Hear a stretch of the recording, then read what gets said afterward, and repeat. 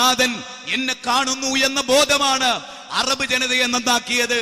Pandit Jawaharlal Nehru Glimpses of World History എന്ന ഗ്രന്ഥത്തിൽ ആ അറബ് ജനതയുടെ പരിവർത്തനത്തെ കുറിച്ച് എഴുതവേ അദ്ദേഹം പറഞ്ഞൊരു വാചകമുണ്ട്, എനിക്കറിയില്ല ലോകത്ത് ഡാർക്ക് ഏജിൽ ജീവിച്ചിരുന്ന ഒട്ടകത്തിന്റെ സഞ്ചാരത്തിനനുസരിച്ച് ഊശ്വരഭൂമിയിൽ ഊശ്വര ഹൃദയം പേറി ജീവിച്ച അന്ധകാര നിബിഡമായ സംസ്കാരത്തിന്റെ ഭൂചണ്ഡഗിരിയിൽ നിന്ന് ആ ജനപദം ലോക സംസ്കാരത്തിന്റെ ഉച്ചസ്ഥായിയിൽ, ലോകശാസ്ത്രത്തിന്റെ ഉച്ചസ്ഥായിയിൽ മോസ്റ്റ് കംപ്ലീറ്റ് ഹിസ്റ്റോറിക്കൽ പേഴ്സണാലിറ്റി എന്ന് പറഞ്ഞ ആ വ്യക്തിയുടെ പരിവർത്തനമായത് the miracle of the miracle എന്ന് നെഹ്റു അദ്ദേഹത്തിന്റെ ഗ്രന്ഥത്തിൽ രേഖപ്പെടുത്തിയ ആ അത്ഭുതം എന്തായിരുന്നു?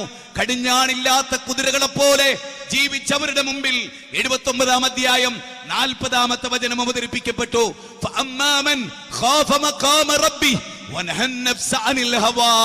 അതേ ദൈവസന്നിധിയിൽ പോയി നിൽക്കേണ്ടി വരും എന്ന് വിചാരിക്കുന്നവരെ, എന്റെ ജീവിതത്തിന്റെ രഹസ്യങ്ങളെ, എന്റെ ജീവിതത്തിന്റെ പരസ്യങ്ങളെ, എന്റെ സാമ്പത്തിക ഇടപാടുകളെ, എല്ലാ കാര്യങ്ങളും എന്നെ നോക്കിക്കണ്ട് വിചാരണ ചെയ്യുന്ന ഒരു ലോകമുണ്ടെന്ന ചിന്ത, അതാണ് അല്ലാഹു പറയുന്നത്.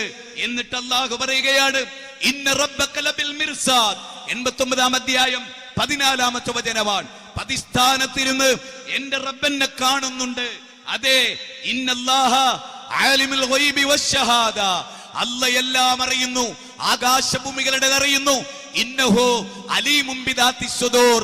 35-ാം അധ്യായം 28-ാമത്തെ വചനമാണ്. സഹോദര, വിശുദ്ധ ഖുർആനിലുടനീളം എന്റെ റബ്ബെന്നെ കാണുന്നു എന്നത് ചുറ്റും കറുത്തു തമോമയമായി ഇരുൾമുട്ടും ഇരവിതില്ലേകാകിയാണ് ഞാൻ, കൂട്ടിനൻ തോഴനില്ലായകയാൽ എൻ നിദ്ര പറന്നുപോയോഹോ.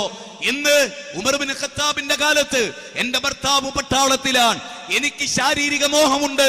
എന്റെ ഭർത്താവിന്റെ ഭാവത്തിൽ ഞാനൊരു പുരുഷനെ ക്ഷണിച്ചാൽ അവർ വരും, കാരണം ഞാനൊരു സൗന്ദര്യവതിയാണ്. പക്ഷേ നാഥാ, ഞാൻ നിന്നെ പേടിക്കുന്നു. മോളെ പാലിൽ വെള്ളം ചേർക്ക്. ഇല്ല ഉമ്മ, എന്റെ നാഥൻ എന്നെ കണ്ടുകൊണ്ടിരിക്കുന്നു എന്ന്. അള്ളാഹനെ കണ്ടുമുട്ടണമെന്ന് ആഗ്രഹിക്കുന്നവരെ, നിങ്ങളുടെ ജീവിതത്തിൽ ലക്ഷ്യമുണ്ട് കേട്ടോ.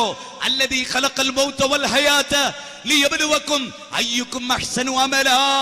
അയ്യുക്കും അഹ്സനു അമലാ. നിങ്ങൾക്ക് ജീവിതവും മരണവും സമ്മാനിച്ചത്, മരണവും ജീവിതവും സമ്മാനിച്ചത് സത്കർമ്മങ്ങൾ ചെയ്യാനാണ്.